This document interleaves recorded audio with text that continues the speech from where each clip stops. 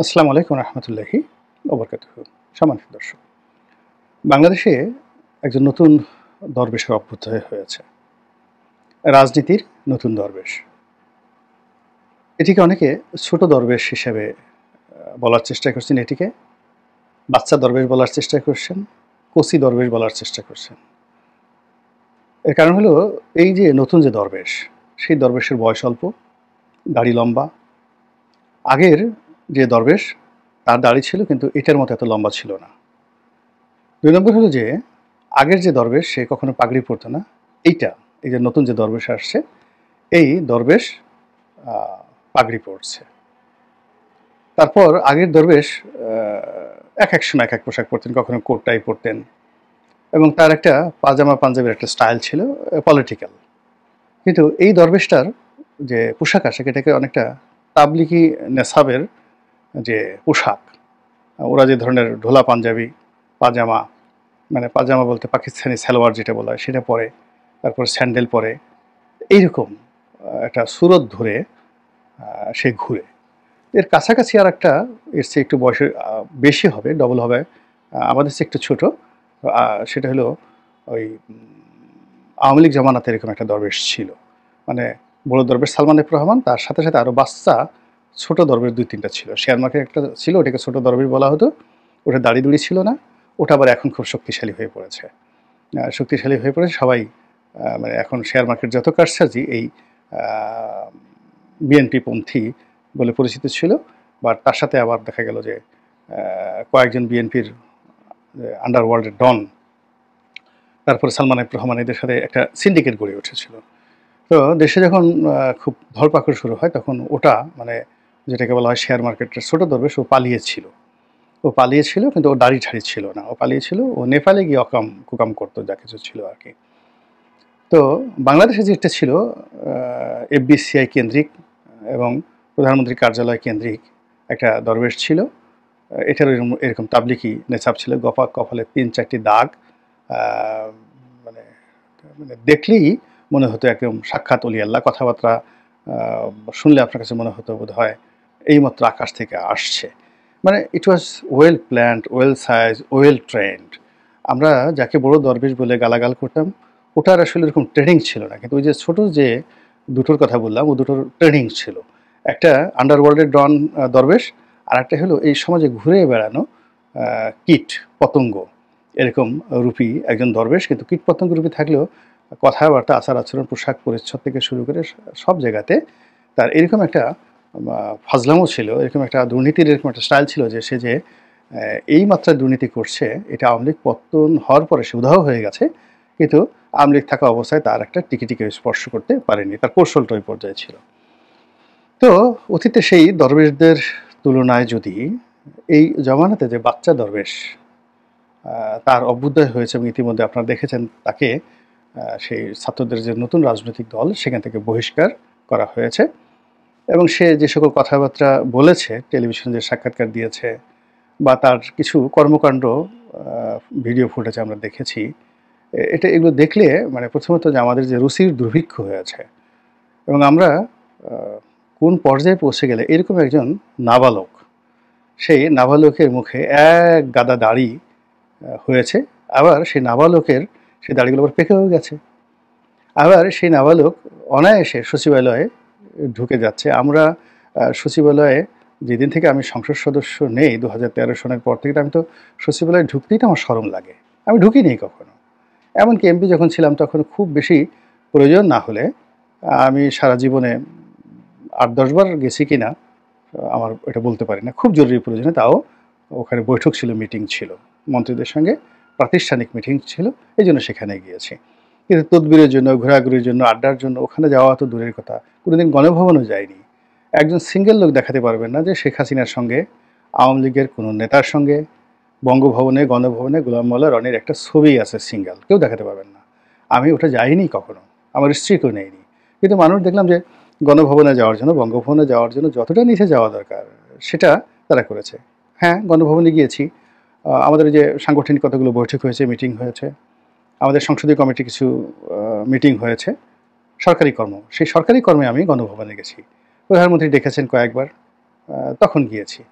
কিন্তু আমার নিজের স্বার্থের জন্য, তেলবাজি করার জন্য, চাকরি বাঁচানোর জন্য, ভবিষ্যৎ নমিনেশনের জন্য, শেখ হাসিনার অনুকম্পা পাওয়ার জন্য বা শেখ হাসিনার সঙ্গে একটা ছবি তুলে অন্যকে ভয় দেখানোর জন্য এই কর্মগুলো করা তো দূরের কথা, এগুলো মনের মধ্যেও আসেনি।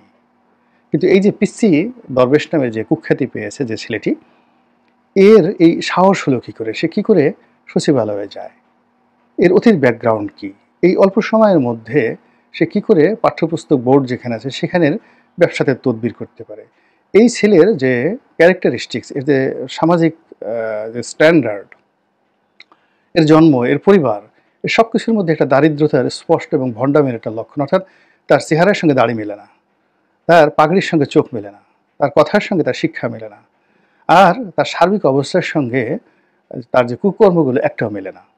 ওই যে পিএসসির যে ড্রাইভার যে দুর্নীতি করেছে, দুর্নীতি করে সে কয়েকশো কোটি টাকার মালিক হয়েছে, ওই ড্রাইভারের সাথে দুর্নীতির যে একটা সম্পর্ক বা অ্যাডাপশন, ওটার সঙ্গে যতটা মিল আছে, সে তবু একটা চেয়ারম্যান ইলেকশন করার চেষ্টা করেছে।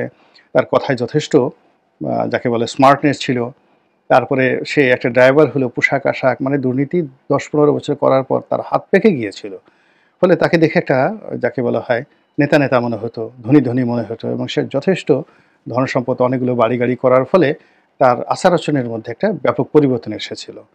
অলি আল্লাহ একটা সুফি সুফি সুফি দরবেশ দরবেশ একটা ভাব চলে এসেছিল ওই ড্রাইভারের মধ্যে। এবং তার ছেলে মেয়েদেরকেও ঠিক সেইভাবে সে গ্রুমিং করেছিল, এবং ছেলেদেরকে দেখে মনে হতো রাজপুত। একটা তো ছাত্রলীগের নাকি কি একটা নেতাও ছিল। তো এখন সেই যে ড্রাইভার আবেদ আলী না কি যেন নাম, এই ড্রাইভারের মানে মোজা হওয়ারও তো যোগ্যতা নাই এই ছেলের, ড্রাইভারের জুতো হওয়ার যোগ্যতা নাই এই ছেলের, অথচ এই ছেলে ডিসি ট্রান্সফার করেছে।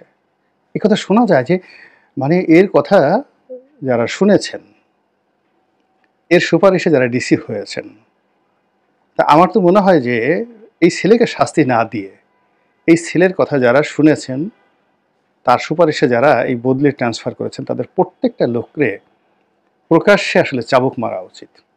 প্রকাশ্যে। চাকরি তো যাবেই, তার সঙ্গে সঙ্গে এই ছেলের কথা মতো যারা সরকারি কর্মকর্তা অপকর্ম করেছে বা করতে বাধ্য হয়েছে, তাদের সবাইকে সাপকানো উচিত, এবং প্রকাশ্যে তাদেরকে চাবুক মেরে তাদেরকে খুব আমাদের এই সমাজের যত মন্দ বাসি পচা খাবার রয়েছে, যেগুলো নিকৃষ্ট প্রাণী খায়, এগুলোকে একটা ভাঙা প্লেটে করে তাদেরকে সেই ধরনের বাজে খাবার তাদের মুখে জোর করে ঢুকে দেওয়া উচিত, যে তোরা মানুষ হওয়ার উপযুক্ত না। এরকম একটা ছেলের হুকুমে তারা থরথর করে কাঁপে। চাকরি কি এত দরকার? ক্ষমতা কি এত দরকার?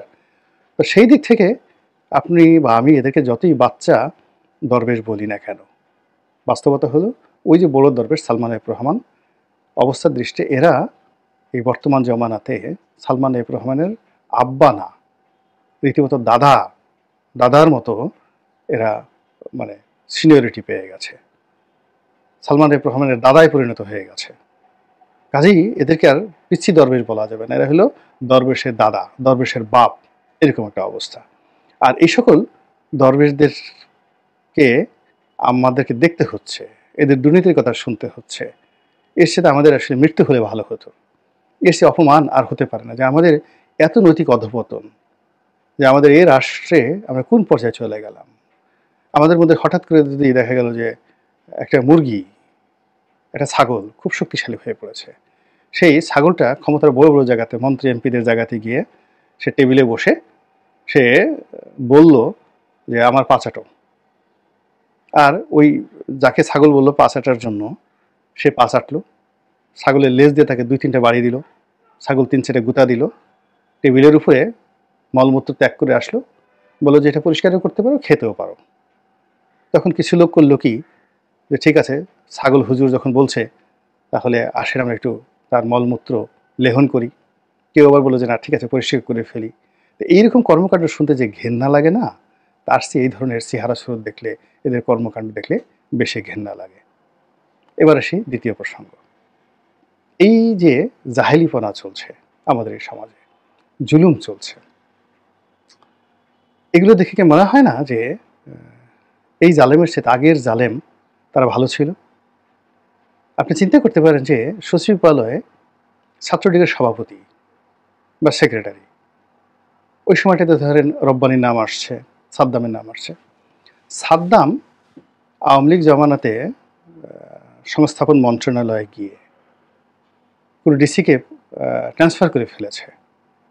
এটি কি আপনারা কল্পনা করতে পারতেন ছাত্রলীগের সভাপতি কাজ করতে পেরেছে? কিংবা যুবলীগের পরশ সভাপতি পরশ, এবং পরশ যেন তেন নন, শেখ ফজলুল হক মনি সাহেবের ছেলে, একটা বিশ্ববিদ্যালয়ের অধ্যাপক, দেশ বিদেশে উচ্চতর পড়াশোনা করে একজন মানুষ, তারপর যুবলীগের চেয়ারম্যান, শেখ হাসিনার আত্মীয়। তো তিনি কোনো একটা সরকারি অফিসে প্রভাব বিস্তার করে, সেটা রেল হোক কিংবা সেটা পাঠ্যপুস্তক বিভাগ হোক, সেখানে কোনো একটা পান্ডাকে কাজ দিতে বলেছেন। এরকম ঘটনা শুনেছেন আপনারা কখনো? বের করেন তো এরকম একটা ঘটনা পরশ করেছে। আমি তওবা করব। আমি জাস্ট উদাহরণ দিলাম যে আমরা শেখ হাসিনার জমানাকে জালেমের জমানা বলি, জুলুমের জমানা বলি, কিন্তু সেই জুলুমগুলো কোন পর্যায়ে হতো, কোন পর্যায়ে হতো? আপনি এখন চিন্তা করেন যে ঢাকা সিটি কর্পোরেশনে কি হচ্ছে। আপনি তাপসকে যতই খারাপ বলেন না কেন, তাপসের জমানাতে এখন ঢাকা সিটি কর্পোরেশনে যা হচ্ছে, কিংবা মেয়র আতিককে আপনি যাই বলেন, সে অনেক কাজকর্ম করেছে, তার মধ্যে তার নিজের মেয়েটাকে চিফ হিট অফিসার হিসেবে নিয়োগ দিয়েছে। এই একটা সমালোচনার কর্মকাণ্ড ছাড়া এখন যে দেখেন তো তার যে উত্তর সিটি কর্পোরেশনে যা কিছু হচ্ছে, তার 1000 ভাগের 1 ভাগ অপকর্ম এই আতিকের জমানাতে হয়েছে কিনা খুঁজে দেখেন। কিংবা এখন কারণ বাজার যান, কারণ বাজার ওই সময় যে জালেম ছিল, এখনকার জালেমদের সঙ্গে একটু তুলনা করে দেখেন তো কী অবস্থা হচ্ছে। এখন যারা পুলিশের ঘুষ খাচ্ছে, এখন যারা সরকারি অফিসের ঘুষ খাচ্ছে, নতুন জালেম যারা হয়ে পড়েছে, সাবেক যারা ঘুষখোর কর্মকর্তা ছিল, তাদের সঙ্গে একটু তুলনা করেন তো। আমরা হয়তো বেনজিরকে এখন আনি, হারুনকে আনি, কিন্তু হারুনের সঙ্গে বেনজিরের সঙ্গে জামাতের যত লোকের সম্পর্ক ছিল,